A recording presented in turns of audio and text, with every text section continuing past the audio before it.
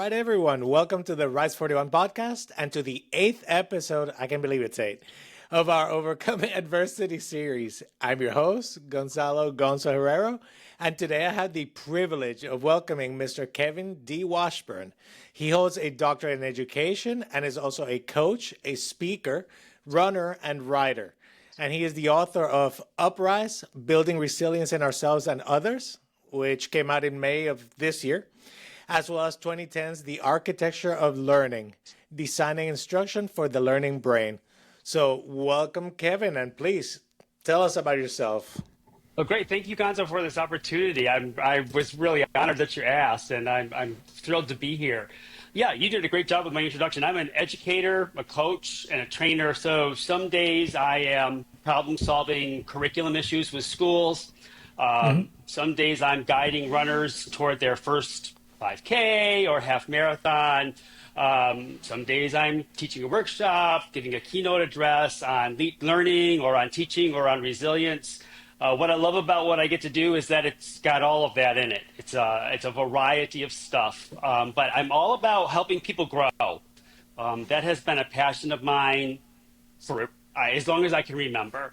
That's why I went into education. That's why I've pursued the coaching certifications and things. I love to see people grow. It's a real thrill for me to be a small part of that. I love seeing people, do things that they never thought they would be able to do and work towards something and accomplish that. I just think it's a great, incredible feeling. I mean, absolutely. There's such a common thread when you think about it. All the roles that you perform or do, I guess, and they're all related in exactly that, in teaching people something or showing them something or in some way contributing to their growth, to their learning. So there's so much overlap as a writer, author, educator, coach, yes, motivator, speaker, yeah, all the exactly. things. So let me ask you, let's start with a quick question. So what made you decide to become a coach and specifically write the books, start this process, which started already, published in 2010, which means even before that, to now? And how has this evolved? Yeah, that's a great question. So the book in 2010 was really a book about what I had gained from the neuroscience at the time with regards to learning and how do I translate that into teaching. Education is my background. That was my world at the time. I was attending conferences, listening to scientists present their work and thinking there's so much here that could be applied, but the scientists won't do that for you. They're going to tell you what the raw data says, right? Someone else has to come along and go, oh, you know what? You translate that into some kind of strategy by doing this. So that's what the first book was about. And shortly after that book came out in 2010, I ran my first half marathon in 2011. And that got me, I just got bit with the bug for running. Right. When we develop a passion, something, right? Yeah, exactly. Okay. I crossed that finish line and I thought, I want to do this again. And I was working with a coach. Someone was coaching me at the time who really encouraged me, so with your education background, this level of running, you really should go pursue your coaching certification. And so that is really actually key into what your question is, because resilience, the whole topic of resilience came about because of things I saw and wanted to understand about myself and ways that I wanted to know how to help runners, especially after a bad race, right? If you participate in any sport long enough, you're going to have a bad match, a bad race, a bad something. A bad day of some sort, for sure. Exactly. And the one thing in my own experience that it just made me super curious was two different marathons. One was in Richmond, Virginia. I had run the marathon before. I love the race. It's a great race, beautifully organized, great course. And I got to it's the second time running it, and I got to mile 15, and I was trained. And I wasn't jumping in without any kind of training plan or anything. I was trained. I was ready. I got to mile 15, and I just didn't want to be there anymore. I stepped off the course. I asked somebody for if they would call my wife, and they handed me their cell phone so I could call my wife. And I said, Julia, come find me. Please start walking this way, and just get me out of here. I So was it just like a wanted to be wall, gone. Yeah, like a it was mental like a wall? It just wall. Exactly, exactly. I was not injured, right? I just hit the wall. Sometime wow. later, I forget how far apart these two races were, but I was I was registered to run the Flying Pig Marathon in Cincinnati, Ohio. And we were driving up, and on the drive up, I started to feel sick. So The anxiety, I assume. No, physically sick. Oh no. Yeah, exactly. And I had trained. This was going to be a PR race for me. Right. I was trying to qualify for Boston. The day before, we went to the expo, and we came out of the expo, and we went to a place to get lunch. And I sat down at the table and put my head down. And Julia was Oh. like, "What in the world?" She started searching for an urgent care place. And I went to see the doctor, and he's like, "Yeah, you're sick. I'll give you a steroid shot. That might get you through some of it." So I had the Wow. steroid shot. Went back to the hotel, slept all day. Right. The rest of the day, got up to eat something a little bit at night, and then slept through the night. Got up the next morning. 17 miles, I'm good. 18 miles, that steroid shot started to wear off, which is Oh. what the doctor had warned me I would do. So I stepped off the course. I asked someone to call my wife, and they gave me their cell phone. And I said, "Listen, I am not going to be fast from this point on. That shot has worn off. Physically, I am Right. feeling the effects of, the illness and so forth. Right. However, this race is known for being fun, and they put a ton of emphasis on making the race fun. So my goal is, from here to the end, I am just going to have as much fun as I possibly can." And Nice. I look at that race and I go, that day was a victory. Yeah. I didn't accomplish my goal, right? I didn't set that PR. Everything I had trained for and thought I was going for didn't happen, but I Right. found the mental resolve to finish that race and to redefine my success in accordance with the circumstances I faced that day. And That is that a very contrast, interesting point. yeah, The adjustment of the expectation given changing conditions on the ground, so to speak. yes, We're exactly. not taught that. That's it's interesting that when you talk with competitors and most coaches, it's a somewhat more linear, black and white. Success is whatever metric it is that it is, and it's not. It doesn't change from the moment you start training till after that final performance, whatever that may be. So, Right. kind of changing the parameters. How did you come up with that? That's a great concept. Yeah, so that always intrigued me. Like, why in Richmond, when I wasn't physically sick, did I just quit? And in Cincinnati, where I truly was sick, Right. I found the strength to go on. I found a different Uh-huh. reason to continue and to actually Right. finish the race. And that was like step one in my questioning of, what was different there? What did I do differently in one situation that I didn't do in the other?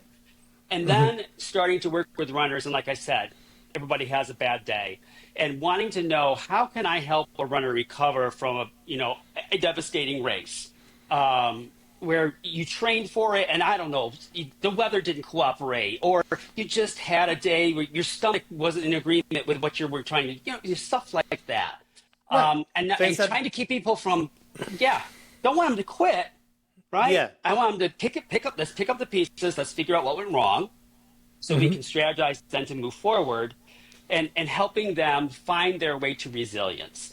And so those two things, that the coaching experience combined with that contrast in my own experience, was Right. what really sparked my interest in researching resilience.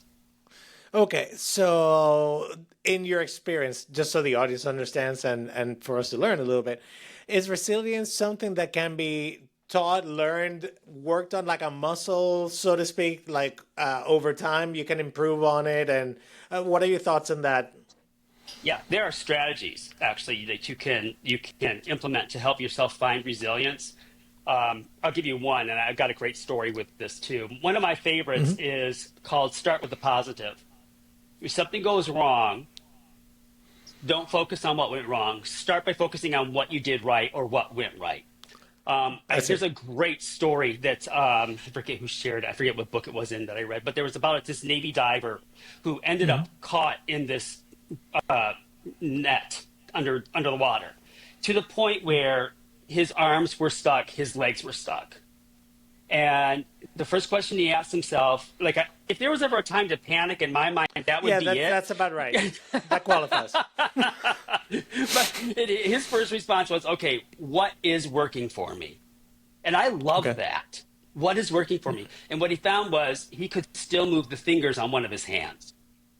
And by moving his fingers on one of his hands, he figured out, okay, I can probably loosen this by doing this. He ended up freeing himself from that situation.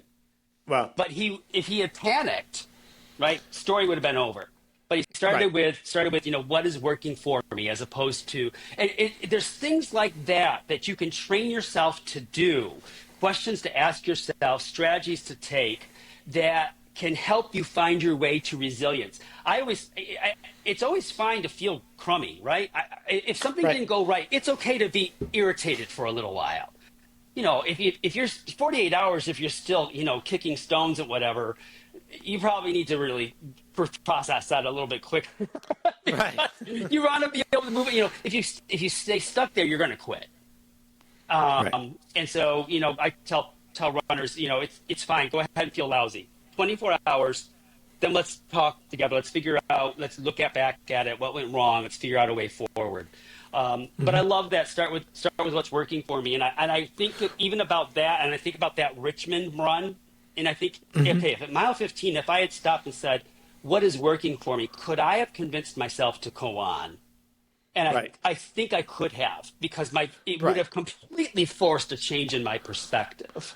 Well, like even that small change, how you shifted it from, I'm going to finish it in X time, you've swapped it out for, I'm going to finish it, which you can still do. Yes. Beautiful. Yes. Accomplishment made, achievement unlocked. So. Yes. Oh, that's great. That's awesome. So any other, you've shared a couple of stories overcoming adversity, which is kind of like one of the motifs, if you will, of the podcast.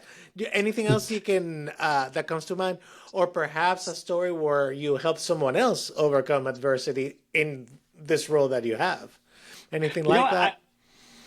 I'm gonna, because I want to talk about a world where running is familiar to me. Let me talk about a world where I'm far less comfortable. So 2 years ago, I had to give up running for a time because my knee was just driving me nuts, and ended up with osteoarthritis in the right knee. And in my mind, oh my gosh, running is over. I'm never going to be able to run again. This is it. This is the end. And so I thought, well, I've got to do something. And so I went to a gym, and I talked to the person at the counter and said, I'm interested in joining, but I'm really interested in some personal training because I don't know what I'm doing at all in the gym. And I've got this arthritic knee and so on and so forth. Anyway, she ended up calling this other guy over, and he starts asking me a ton of questions, like more than just like, what's your name, what's your address, the stuff they need to put in the computer.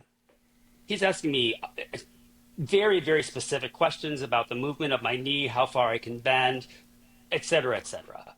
And he ends up by saying, I think I'd be a good trainer for you. I'm like, great, let's go.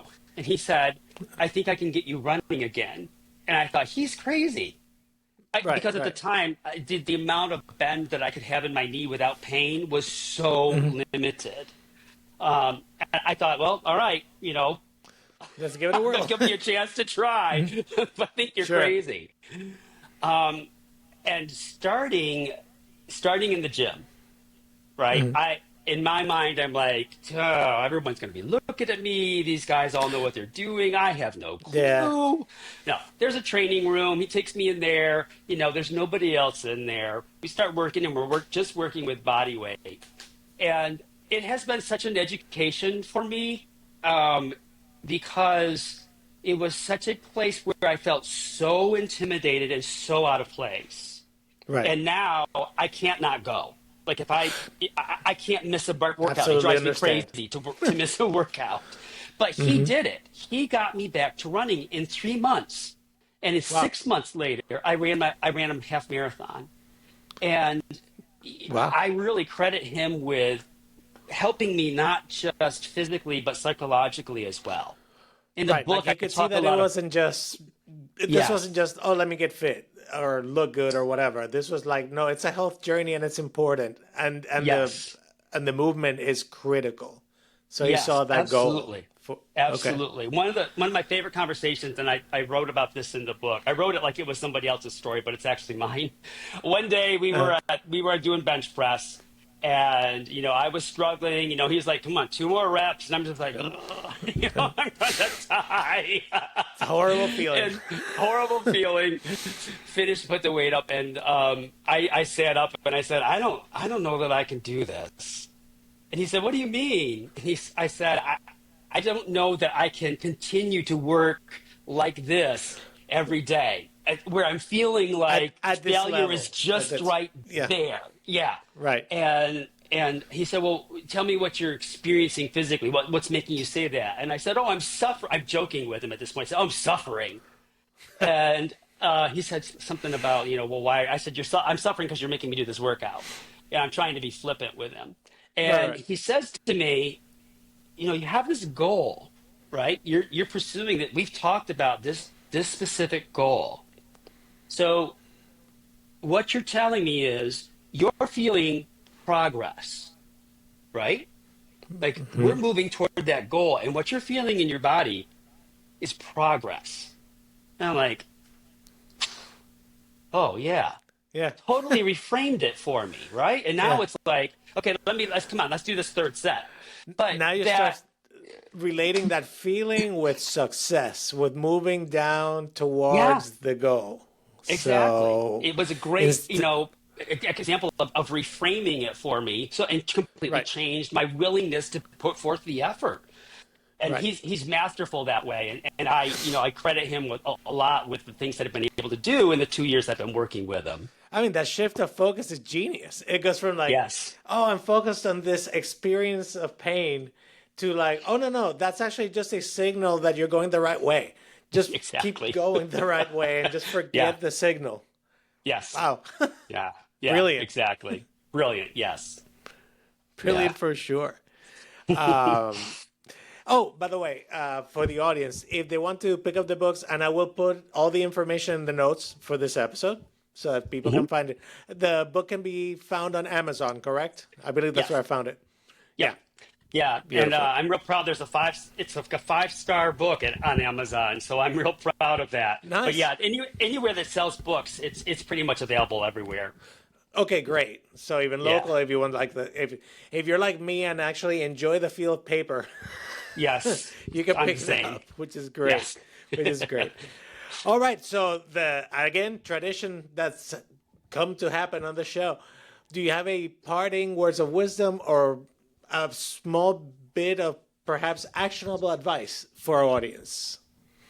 Yeah. This is an easy one. It's easy to say. It's not easy to live necessarily. One of the things I think is fascinating in the book, I talk about mindset, I talk about grit, and I talk about resilience. The research in all of those areas shows that simply being more thankful in our lives actually creates the mental foundation for resilience, for grit, for all of these positive mindsets. And so I've been trying to, thank the barista at Starbucks, and you just thank people, thank the guy who's cleaning the locker room at the gym. Just try to live in this idea of gratitude. And it's amazing how looking for something to thank somebody for automatically shifts your mindset to the positive. So, So that's a very gratitude. small thing, but it's a significant influence in how you see the world. So like actively be grateful as you Yes. go through life and notice the opportunities to be grateful that you could be grateful for. Love it. Absolutely. That's great Yes. advice. Absolutely. Yeah. That will reframe a bad day really quick, or a bad Absolutely. interaction, or because then you see it that way. Like, what am I thankful for? That's Yeah. wow. And I love Well, surprising people with that, right? I mean, the guy yeah, who's cleaning the locker room doesn't expect anyone to stop and talk to him, and when you do, it's like, oh, but he's really affected by the fact that you've stopped, noticed, and thanked him. So that's it. right. It just has so many benefits. Yeah. Well, one of those things that I always tell people, and it's similar when you thank them for their service, like at a restaurant or whatever, and because people always complain when it's negative, Yes. but they never praise anybody when they do a really good job, and it should be Right. at least equal, maybe. Yeah. Yeah. Yeah. But yeah, Absolutely. I love your idea of practicing active gratitude as Great. a daily practice and mindset. It's beautiful. Great. All right, everyone. Then thank you, Kevin, so much for your time. Yes. And yeah, thank you, everybody. And remember, assess, adapt, overcome. And we're signing off.